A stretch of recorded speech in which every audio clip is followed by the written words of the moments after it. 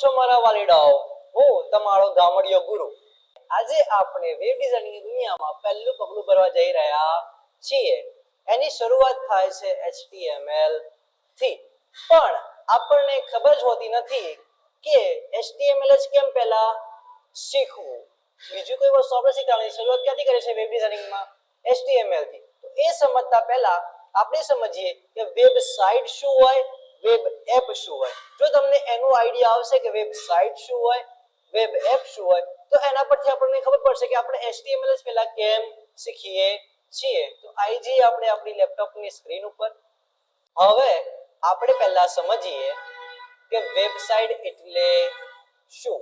ભાઈ આપણે જ્યારે બી વેબ ડિઝાઇનિંગની શરૂઆત કરતા હોઈએ છે તો HTML થી કરતા હોઈએ છે, પણ આપણને ખબર નથી હોતી કે ભાઈ HTML જ કેમ શીખવું. અને એ સમજવા માટે આપણને ખબર હોવી જોઈએ કે વેબસાઇટ શું છે, વેબ એપ શું છે, એ બંનેમાં ડિફરન્સ શું છે, ફરક શું છે.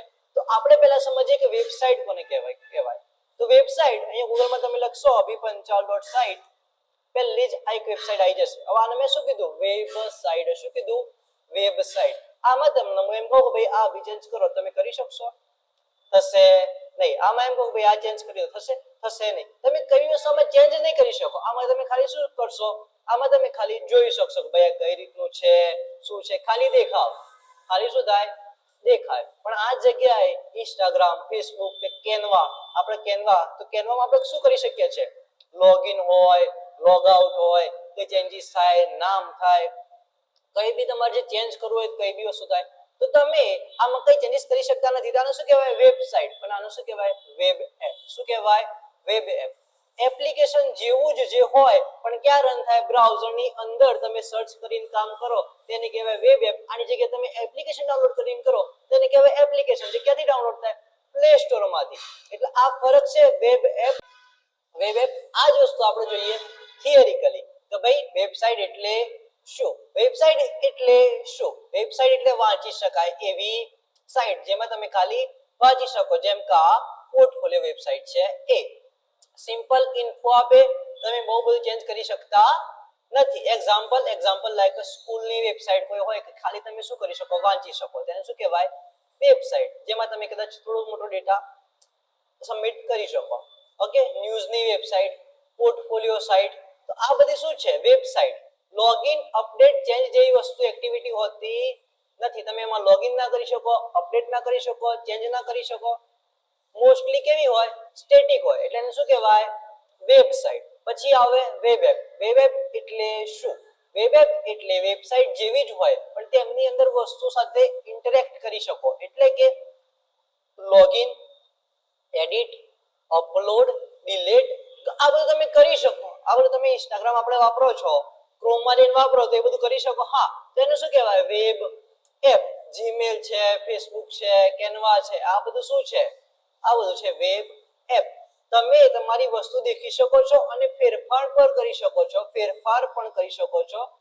Login, personal data, forms, upload, બધું એમાં આવે. હવે એપ એટલે શું? મોબાઈલ કે ડેસ્કટોપ પર ઇન્સ્ટોલ થતી એપ્લિકેશન. વોટ્સઅપ, ઇન્સ્ટાગ્રામ, તમારો ડેટા મોસ્ટલી ફોનમાં સ્ટોર થાય અને કહેવાય એપના આપણે કોઈ હાલ લેવા દેવા નહીં. તમને બધાને એપ તો આવડતી જ હશે, કેમ કે રોજ નવી એપ્લિકેશન ઇન્સ્ટોલ કરો છો એટલે એપ ખબર પડે જ છે. પણ વેબ એપ અને વેબસાઇટ આપણને ખબર હોવી જોઈએ. જે સ્ટેટિક હોય એને વેબસાઇટ કહેવાય અને જેમાં તમે એડિટ, અપડેટ, ડિલીટ કરી શકો એને વેબ એપ કહેવાય. લોગિન કરી શકો એને. હવે વેબસાઇટ અને વેબ એપ બંને રન ક્યાં થાય? ચાલે ક્યાં મતલબ રન ક્યાં થાય? તો આ બંને ક્યાં રન થાય છે? બ્રાઉઝરમાં. આપણે જોઈએ છે કે આપણે ક્રોમ, સફારી, આવા કોઈ બી બ્રાઉઝર યુઝ કરી અને એમાં રન કરીએ છીએ. એટલે એને શું કહેવાય છે? વેબસાઇટ અને વેબ એપ. એટલા માટે જેને શું કહેવાય? વેબ કહેવાય છે. ક્યાં રન થાય છે ભાઈ? બ્રાઉઝરમાં. કેમ વેબ કહેવાય છે? કારણ કે એ ક્રોમ, ફાયરફોક્સ, સફારીમાં રન થાય. કોઈ બી જગ્યાએ કોઈ બી ઇન્ટરનેટ બ્રાઉઝર હોય ત્યાં રન થાય. હવે આપણે વેબસાઇટ શું હોય, વેબ એપ શું હોય, ક્યાં રન થાય એ ખબર પડી ગઈ. હા ભાઈ વેબસાઇટ આને કહેવાય કે જે સ્ટેટિક હોય, જેમાં તમે કઈ ચેન્જીસ કરી શકતા નથી. વેબ એપ જેમાં તમે લોગિન કરી શકો, લોગ આઉટ કરી શકો, એડિટ કરી શકો, તો આને કહેવાય વેબ એપ. પણ આ બની કઈ રીતે હશે? આ ડેવલપ થઈ કઈ રીતે હશે? તો વેબસાઇટ અને વેબ એપ કઈ રીતે બનાવાઈ હશે? વેબસાઇટના 3 ભાગ છે. વેબસાઇટના મેઇન કયા ભાગ છે? 3 કઈ રીતે HTML જેનું સ્ટ્રક્ચર બનાવશે, CSS જેની ડિઝાઇન બનાવશે અને જાવાસ્ક્રિપ્ટ એની ફંક્શનાલિટી માટે યુઝ થાય છે. એટલે જ આપણે વેબસાઇટ એટલે વેબ ડિઝાઇનિંગ જ્યારે શીખતા હોઈએ છીએ ત્યારે શરૂઆત ક્યાંથી કરીએ છીએ? HTML થી. કેમ? HTML શું છે? વેબસાઇટનું સ્ટ્રક્ચર. સ્ટ્રક્ચર મતલબ કે આ મારી વેબસાઇટ છે, એમાં છે આ ઇમેજ છે, આ નામ છે, આ h1 ટેગ કે h2 ટેગ જે પણ હોય, આ h1 કે h2 હેડિંગ ટેગ છે, આ પણ હેડિંગ ટેગ છે. તો આ નક્કી કોણ કરશે કે આ હેડિંગ ટેગ છે કે આ શું છે? એ નક્કી કોણ કરશે? એ નક્કી કરશે તમારું HTML. પણ એની અંદર જે કલર છે, આ કલર દેખાય બે કયો કલર છે? આમાં કલર, આઇકોન નો કલર, આ હોવર, આ બેકગ્રાઉન્ડ કલર, આના ઉપર કલર, આ ફ્રન્ટ એન્ડ, આ નક્કી કોણ કરશે? એ નક્કી કરશે તમારું CSS. પછી જાવાસ્ક્રિપ્ટ, ધારો કે આ બટન છે, અહીંયા બટનમાંથી કલર આવી ગયો, બેકગ્રાઉન્ડ કલર, હોવર ઇફેક્ટ, આ બધું આવી ગયું, પણ ક્લિક કરવાથી કંઈક થવું જોઈએ. ક્લિક કરવાથી કંઈક થવું જોઈએ. એ નક્કી કોણ કરશે? એ નક્કી કરશે આપણું જાવાસ્ક્રિપ્ટ. ઓકે, તો વેબસાઇટમાં 3 મેઇન વસ્તુ હોય, HTML, CSS અને JS. HTML શું હોય? આપણું સ્ટ્રક્ચર. સ્ટ્રક્ચર મતલબ આપણું માળખું. શું દેખાડવું છે? હેડિંગ છે, ઇમેજ છે, પેરેગ્રાફ છે, ફોર્મ્સ છે, આ બધું નક્કી કોણ કરશે? એ આપણું HTML નક્કી કરશે. શું છે? વિધાઉટ HTML તમારી વેબસાઇટ કે વેબ બની શકતી નથી. તો દરેક વેબ પેજ માટે HTML એ બેઝિક રિક્વાયરમેન્ટ છે. એટલે HTML વગર શરૂઆત થાય નહીં. ઓકે, HTML વગર શરૂઆત થાય નહીં. હવે CSS શું કરે છે? મેં તમને કીધું ડિઝાઇન, કલર, આ કલર ગમે તે કલર એ પણ નક્કી કરશે. એ તમારું CSS નક્કી કરશે કે કલર કેવો મારો, ફોન્ટ સાઇઝ કેવી મારવી, લેઆઉટ કેવો હોવો જોઈએ, મોબાઈલમાં રિસ્પોન્સિબલ પણ નક્કી કરશે તમારું CSS. એટલે લુક એન્ડ ફીલ મસ્ત દેખાય છે, આપણને જોઈએ એટલે કે વેબસાઇટ સારી દેખાય છે. તો કઈ રીતે દેખાય છે?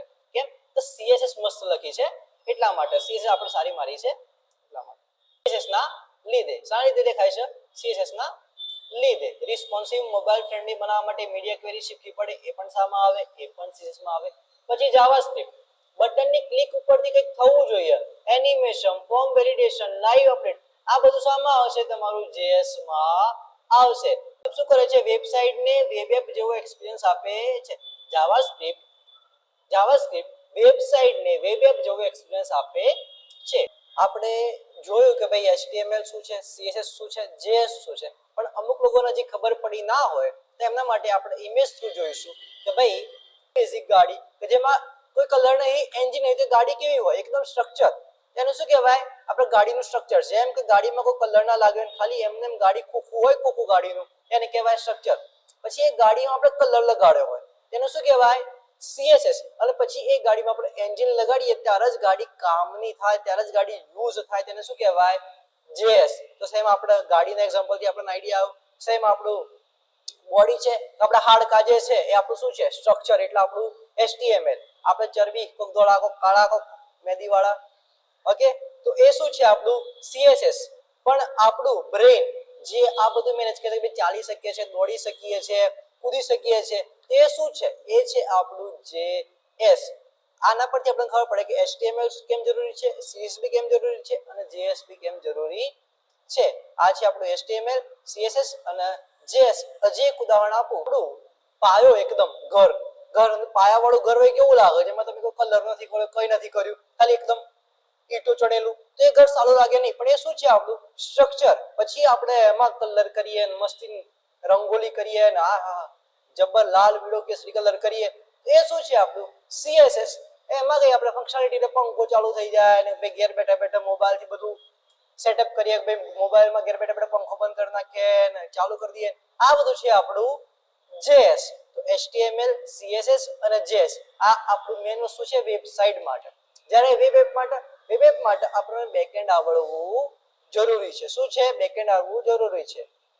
બેકએન્ડ વેબ એપ માટે જરૂરી છે. તેમાં શું આવે? Login, sign up, database, file upload, આ બધું શામાં આવે? આપણું બેકએન્ડમાં. એના માટે Node, Express, Python, PHP, Django, MongoDB. આ આપણે હાલ આને જોવાનું નથી. આપણે હાલ વેબ ડિઝાઇનિંગ જોવાનું છે, જેમાં આપણે HTML, CSS અને Bootstrap ને કવર કરીશું. એટલે આપણે નેક્સ્ટ લેક્ચરમાં HTML થી શરૂઆત કરીશું કે HTML શું છે, HTML કઈ રીતે કામ કરે છે. HTML આપણને ખબર પડી ગઈ છે શું છે, પણ HTML કઈ રીતે કામ કરે છે, HTML નું ફૂલ ફોર્મ શું થાય, આ બધું આપણે નેક્સ્ટ લેક્ચરમાં જોઈશું. થેન્ક યુ, ધન્યવાદ. જો લેક્ચર સારો લાગ્યો હોય લાઈક, કોમેન્ટ, શેર કરજો ભાઈ. પહેલો વિડીયો છે. ધન્યવાદ. રાધે રાધે. મળીએ નેક્સ્ટ લેક્ચરમાં.